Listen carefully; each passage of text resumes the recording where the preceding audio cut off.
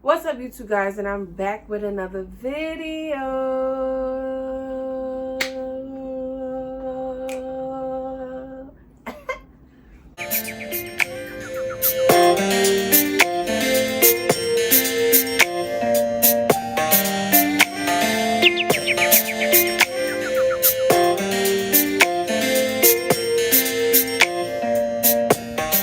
So today, you guys, today,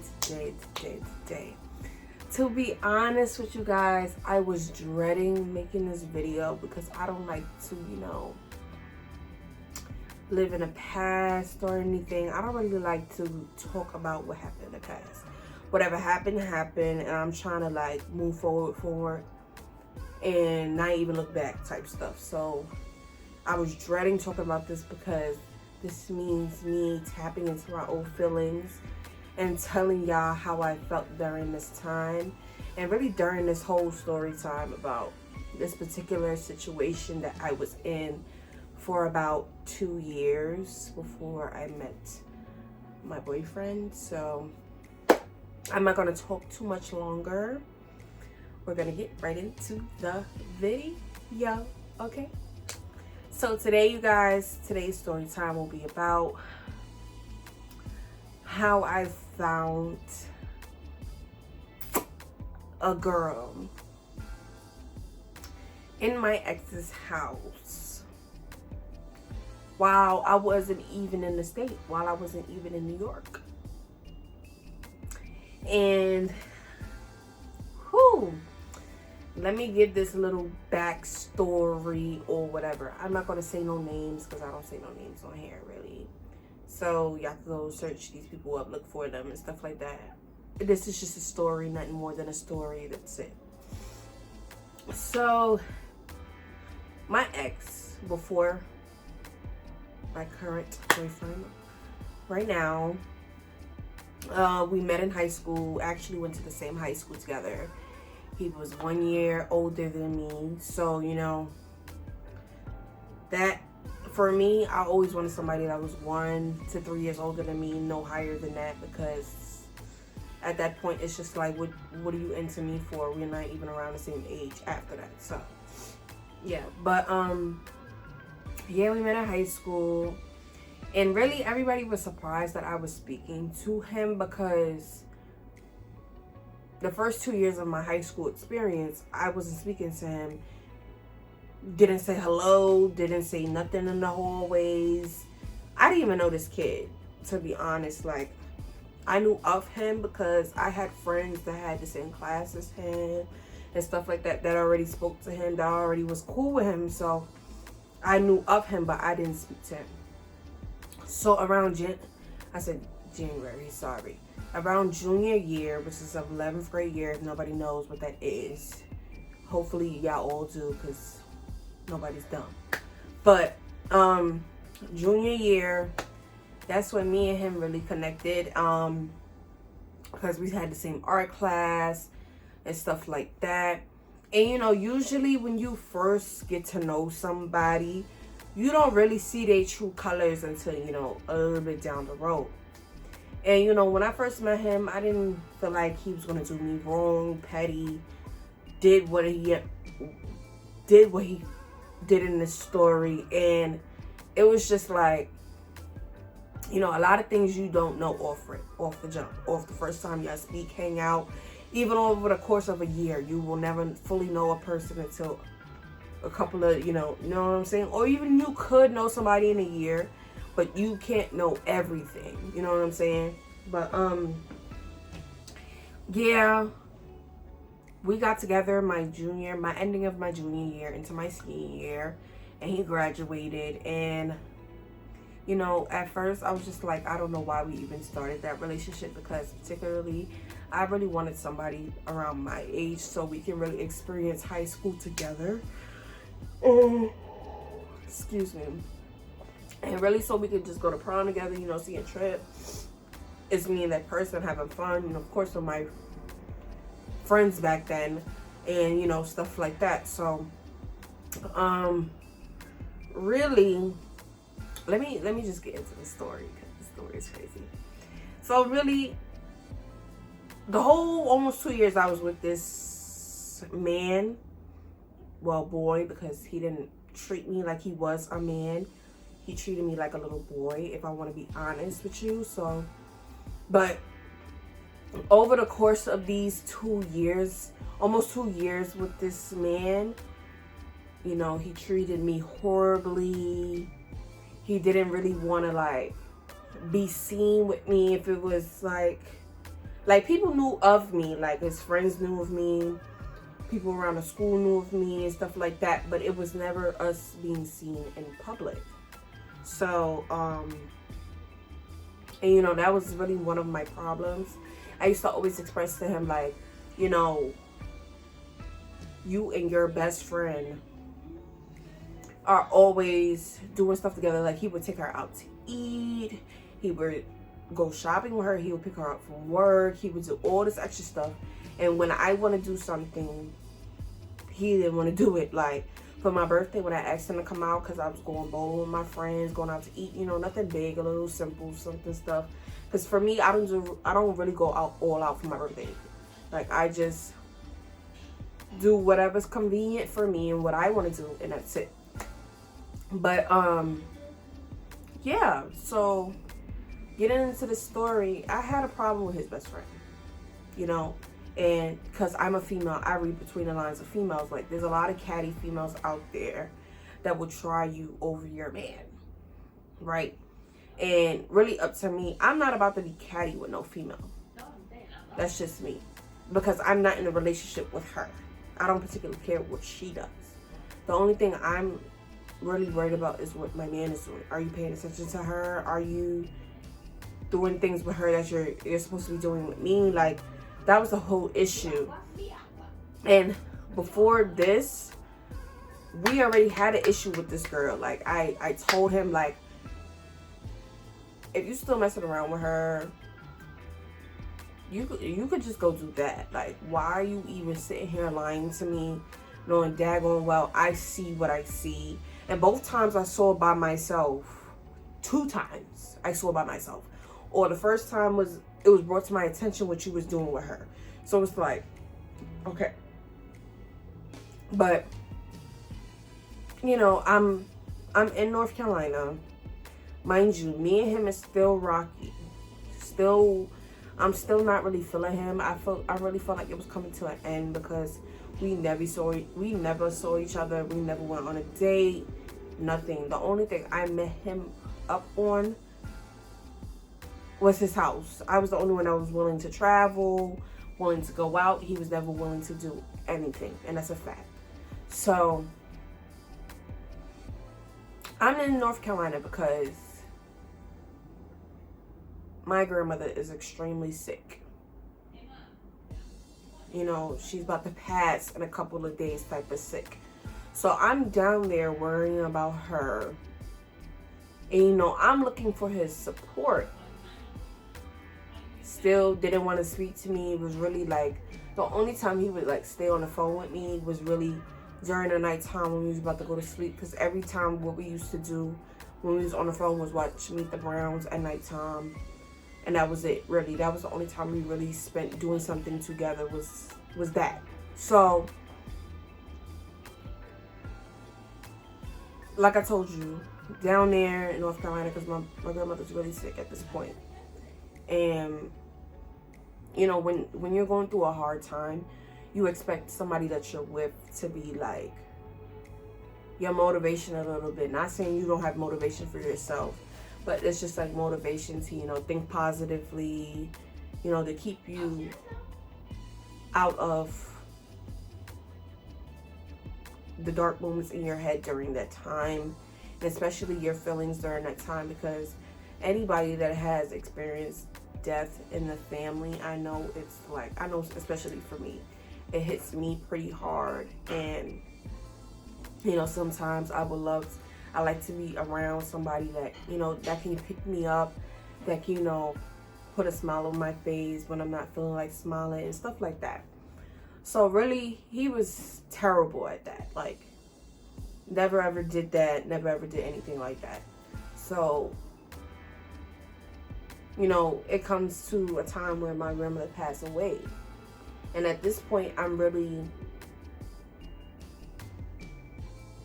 through a lot in my head. Because anybody that knew me being close to my grandmother. So for me, I was going through a lot in my head. I was going through a lot of emotions. Boom. This is the spicy part, guys. Boom. Next day. After my grandmother passes, right? Next day. So, you know, something told me, I don't know what it was, but something told me. Something told me to go upstairs in my grandmother's house. Go upstairs and go in my grandmother's room. So I went in her room. And it was almost like she was trying to show me something, if y'all thought of it like that. Because I literally went upstairs, went in her room, sat down on her bed. And then, you know, I was just scrolling. Like, I was on Instagram. I was chilling because I really wanted to be by myself at the moment. So I'm scrolling through Instagram. And him not knowing, I have his best friend. I had his best friend on Instagram just in case I needed to see something that he's not going to tell me about at all. So I'm like, okay, cool. So I go on her Instagram story and I see this chick post like a little video on this boy's balcony. So I'm like, I'm looking at the video, I'm like, wait, I know that's not the same parking lot I be seeing when I go to my man's house. Like, well, supposedly my man. What is this? Like, so as soon as I seen it, I called him. Didn't pick up the phone. Went straight to voicemail. So I said, okay, cool. So since you want to do that, I said, okay, cool. So I'm going to have my best friend call you at the time. Which my best friend at the time was always down to do whatever. She was like, oh no. As soon as I told her, I called her. And I told her what was going on, what was happening. I was crying and everything. I was belligerent. Like I said, I already had feelings. And I felt bad. I felt depressed. I felt so many things going on at once. So for you to do this on top of that, it sent me through the roof. So like I said, I called my best friend, told her everything. I'm crying on the phone. I'm screaming. Da, da, da, da. So she's like, okay, I'm calling him now. So I said, okay, call him. She calls him. Doesn't answer. So I said, okay, cool. So now I'm going to call him again. And if he don't answer, then it's just a wrap. When he calls me back, I'm going to black. We're going to argue. And it's a wrap. So he calls me back. And he's like, oh, yeah, you called me. I already know what you're calling me about. Da, da, da, da, da. And I was just like, how do you even know what I'm calling you about? And why do I have to call you first for me to know about it? Because didn't I tell you I didn't want this girl nowhere near you or near your house? Didn't I tell you that? And it's not like you can't make nobody do something, but it's all about loyalty. Like if your girl or if your nigga or if your boy, if your boyfriend don't like somebody, it's like a little code between you and your boyfriend or you and your girlfriend. Whatever your girlfriend or whoever your girlfriend or boyfriend don't like, you're not supposed to like. I'm not saying you're not supposed to like them, but you're not supposed to speak to them. It's just the fact. So I'm just like, I felt a little bit betrayed because I'm like, first of all, I had to call you in order for you to tell me what was going on at your house. When you're supposed to text me before Shorty even stepped foot in your house or even thinking stepping out of her house that she was coming to your house. How was that a problem? How was that not a problem to you? Like, and he's telling me, oh, no, she only came here to save, da da da da da. And mind you, like I told y'all in the beginning of the video, me and this man never did anything. So I'm sitting there on the phone telling him, like, I smoke and you never smoke with me. But you would rather smoke with this girl. Like, this is who you want to smoke with. So, obviously, there's something going on with y'all. Because every single time I'm having a conversation with you, it's about this same female. And we just got back together not too long ago. And we broke up last time over the same situation. So, why are you sitting here doing something again And you already know the ending result of last time. And you know, the funny part is I always told him, I was like, you know what? Because I always felt like whoever I lost my virginity to would have been the person I'm marrying. Because I'm not the type of person, you know, to sleep around with everybody and a father and a brother. So that was my plan. So for me, he really, like, how can I say this? Like, he really put a pin in the wall for males and how males really do females for me. Like, he answered so many questions for me because I'm just like, yo, bro, like, it's not even hard to let me know or just have a conversation with me first before you think of this plan or do anything with this female. Like, and I don't know why I had to find out this way. Like, and I always felt like there was never no loyalty there. It was never no caring there. It was never no liking me there. That's just my feeling, because at the end of the day, if I like somebody, I'm not going to do anything to jeopardize what I have with you. You feel what I'm saying? Or if I'm in love with somebody, I'm not jeopardizing anything. Everybody else, if you ain't family or like a best friend, or if I called you my sister or whatever, even y'all. Like, if my man want to go hang out or whatever, see y'all later. But I don't know, guys. Like, that's really the story time of how I found out a girl I didn't like was in my boyfriend's house at the time, because I really had to look at this girl Instagram story to see where to see that she was in my man's house.